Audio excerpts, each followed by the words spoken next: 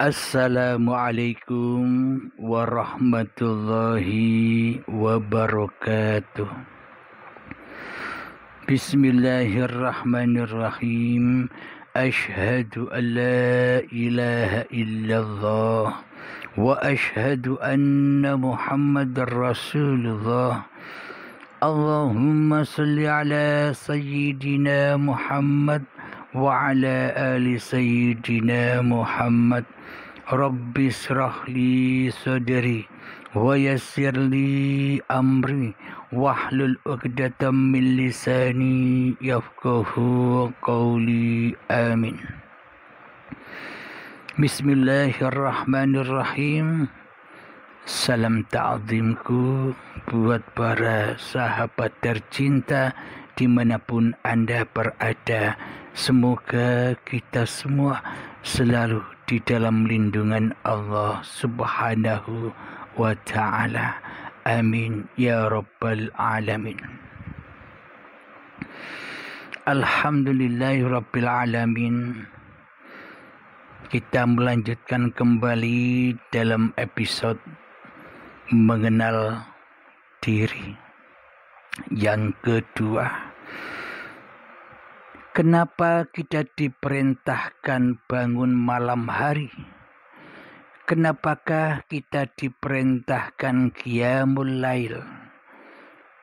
Dan kenapa kita diperintah membaca La ilaha illallah di dalam pujian Ya Hayyu Ya Qayyum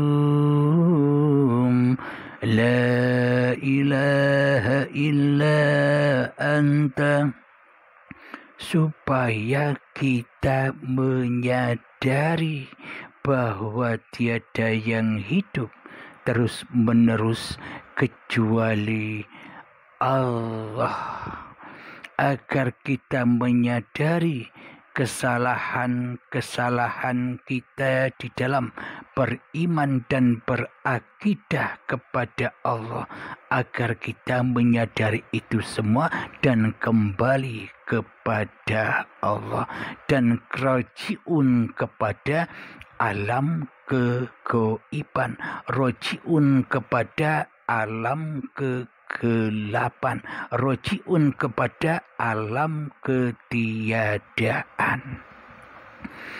Jadi umur berapa Anda sekarang?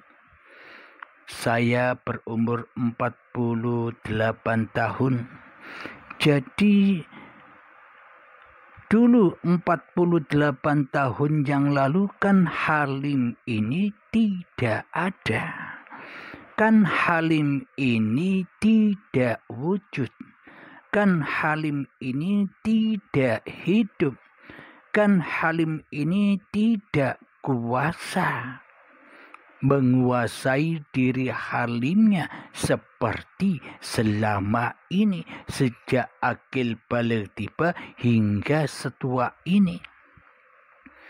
Nah, jadi mengenal diri, kembali kepada jati diri itu maknanya kembali ke asalnya. Asalnya tidak ada, kembali kepada ketiadaan. Asalnya tidak wujud, ya kembali kepada ketiadaan wujud diri manusianya. Yang dulu kita tidak kuasa apa-apa, ya kembali kepada ketidakkuasaan diri kita di hati kita. Inilah maknanya kita diutus bangun malam. Jadi mutasabihat, rahasia di atas rahasianya. Kita selama ini diutus bangun malam untuk qiyamul lail, untuk tahajud, agar hati kita bisa bersujud dengan sebenar-benarnya bersujud kepada Allah. Jangan jadi setan yang tak mau bersujud kepada Adam. Jangan jadi setan yang tak mau bersujud kembali kepada keadaan. kedamanya. Setan dan iblis serta hawa nafsu ini selama ini tidak mau kembali ke alam ketiadaannya, tidak mau kembali ke alam kegelapannya. Karena di hati kita selama ini yang terang benderang nurun nas, nur cahaya kemanusiaannya lah yang menerangi hati kita selama ini. Sehingga nurullah gelap, goib, tiada di hati kita. Karena selama ini kita lebih mentuhankan diri kita sendiri.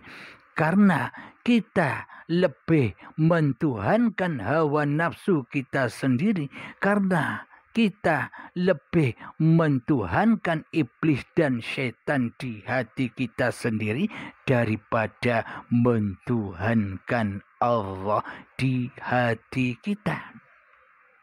Buktinya Allah gelap, buktinya Allah goib, buktinya Allah tiada, buktinya Allah malam di hati kita.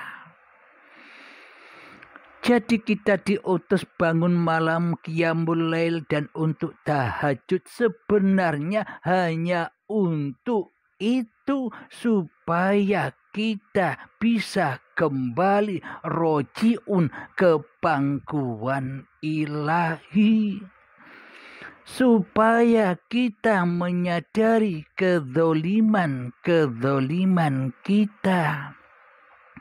Jadi diutus bangun malam.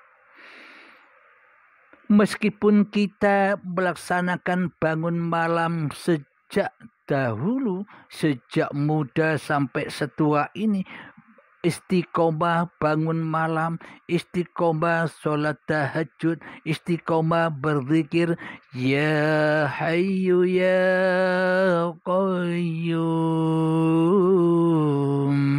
la ilaha illa anta.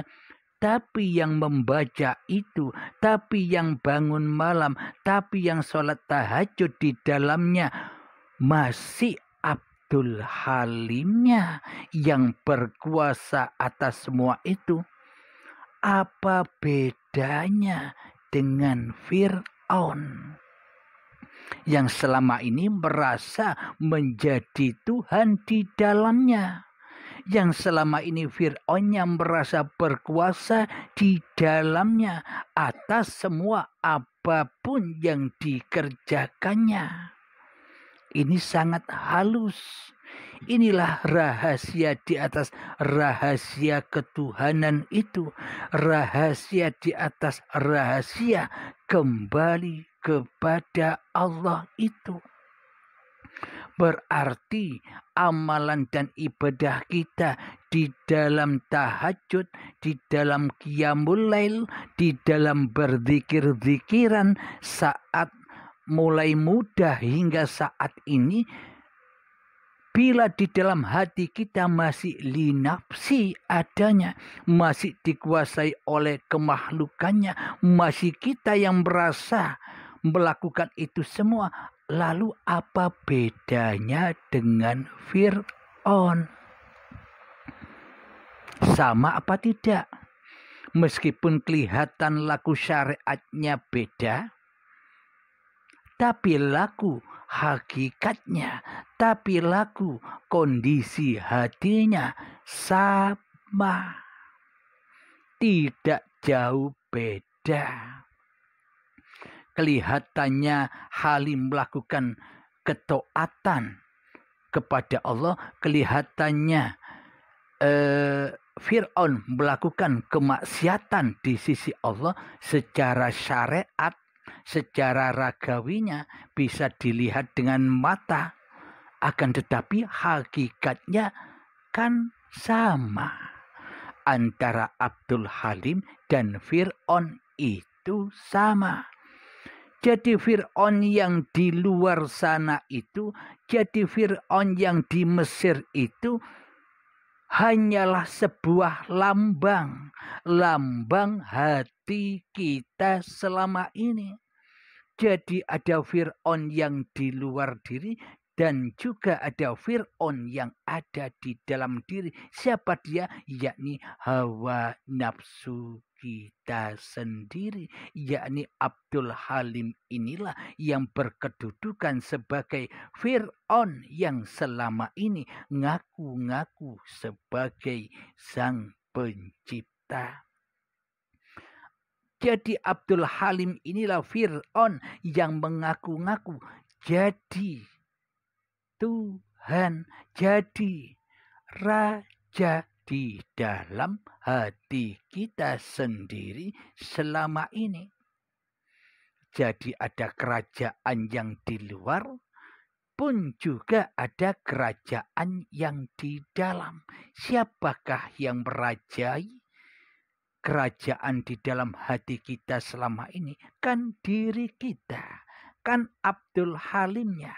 Jadi apa bedanya Abdul Halim dengan Fir'aun itu? Hakikatnya sama. Kelakuannya sama, meskipun kelakuan syariatnya bertolak belakang antara Abdul Halim dan Fir'aun, akan tetapi laku secara hatinya tak jauh beda. Alhamdulillah, semoga saya dan kita semua bisa memahami ini semua. Karena kalau kita tidak memahami ini, maka kita selamanya akan celaka.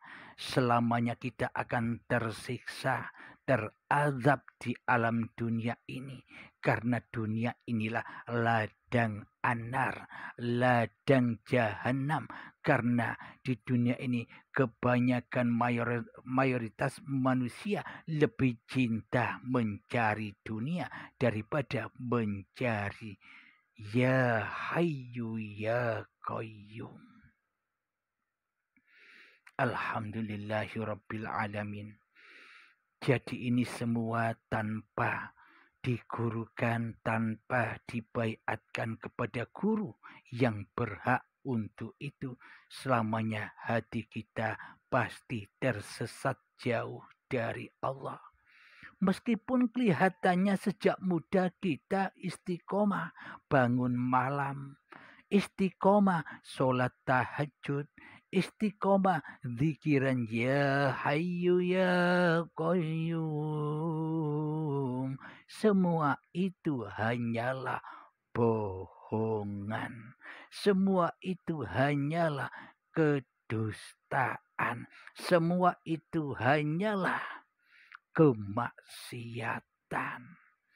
Kelihatannya ibadah taat, pahalanya besar di sisi manusia, di sisi pemahaman dan pengertian Abdul Halimnya. Karena Abdul Halimnya lah yang menjadi Tuhan. Jadi menurut Abdul Halimnya benar dan akan mendapatkan pahala dan akan mendapatkan kehormatan dan akan mendapatkan kemuliaan dan akan mendapatkan kebanggaan dari manusia yang lain yang tidak seperti Abdul Halimnya. Coba rasakan, coba cermati, coba berkaca hati kita selama ini kan begitu. Inilah tanda-tanda bahwa iblis dan setan selalu menyesatkan hati kita, meskipun di dalam ketaatan, meskipun di dalam keberibadahan. Semua disesatkan oleh iblis dan setan. Ya Hayyu Ya Qayyum, karena kita yang merasa hidup terus-menerus selama ini. Dan kita akhirnya menjadi Tuhan diri kita sendiri di dalamnya. Tiada Tuhan selain kamu, Halim. Karena kamulah pencipta semua ketaatan-ketaatan itu, maka berbangga-banggalah dirimu.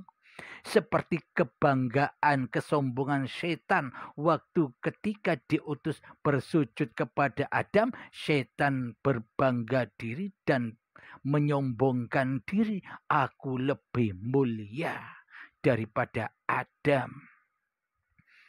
Inilah jadi apa bedanya kita selama ini dengan setan. Karena sesungguhnya kita sendirilah setan yang nyata itu. Maka dari itu pelajaran-pelajaran yang ada di syariat itu ada makna hakikatnya. Ada rahasia di atas rahasianya. Bila kita hanya berlaku syariat saja, maka hancur leburlah semua itu. Maka semua tenggelam di dalam kemaksiatan. Nah, inilah bukti bahwa sikap hati kita selama ini tak jauh dan tak beda daripada Fir'aun. Fir'aun itu dituhani oleh setan, sedang diri kita juga sama dituhani oleh iblis dan setan berupa Abdul Halimnya selama ini. Jadi sama. Jadi kita ini berada di dalam golongan Fir'aun selama ini. Meskipun kelihatannya kita orang Muslim, kelihatannya kita selama ini melakukan sholat-sholat, tahajud, duha, sholat malam. Akan tetapi aplikasi hati kita sama dengan Fir'aun. Bukan orang lain, ya saya sendiri ini. Jadi di sini, di pengajian ini saya tidak menceritakan orang lain. Akan tetapi saya menceritakan kisah-kisah diri saya sendiri. Bagi Anda yang menyadari itu semua, alhamdulillah. Jadi lihatlah ke dalam dirimu. Jangan kau lihat keluar dirimu, agar kau tak tersesat hatimu akan yang ada di dalam dirimu. Jadi inilah aplikasi dari ku anfusakum wa ahlikum naro. Jadi perbaikilah iman dan akidahmu di dalam hatimu. Maka wa ahlikum orang-orang di sekitarmu akan selamat juga dari api neraka. Jadi yang dimaksud bukan orang-orang yang kita lihat itu selamat semua. Keluarga kita yang ada di sekeliling kita selamat semua. Maksudnya begini, ku anfusakum, selamatkanlah dirimu, wa ahlikum naro, dan selamatkanlah keluargamu dari api neraka. Maksudnya begini. Jadi maksudnya ini kita kaji di dalam episode yang ketiga nanti. Alhamdulillahirabbil alamin. Semoga kita, terutama saya sendiri, selalu dibimbing oleh Allah Subhanahu wa taala. Amin ya rabbal alamin. Rabbana atina fid dunya hasanah wa fil akhirati hasanah wa qina adzabannar. Wa sallallahu ala sayyidina Muhammad wa ala alihi wa sahbihi wa sallam. Walhamdulillahi rabbil alamin. Akhir kalam. Assalamualaikum warahmatullahi wabarakatuh.